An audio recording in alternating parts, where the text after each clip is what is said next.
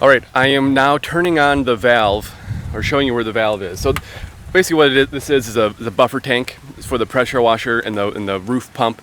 It stores the water for the system. There's going to be a valve on it, basically a dump valve. When we fill up the tank, if the valve is open, all the water will rush out of the tank. So when we fill the tank, and for it to be used by the pressure washer, we want the valve turned to the pressure washer. So basically, if you're filling it and water's coming out, the pressure washer can't use it. But if the valve is turned and no water is coming out as you fill it, then it's set properly. On this one, I'll just kind of show you. You can see it. It's right down there.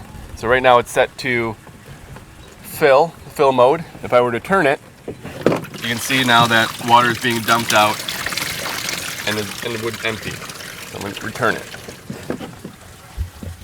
If the valve is turned, I hope you saw that. If the valve is turned to the flush mode while the pressure washer is running, you'll actually, the pressure washer won't be able to have any water going to it, which could damage the pressure washer pump.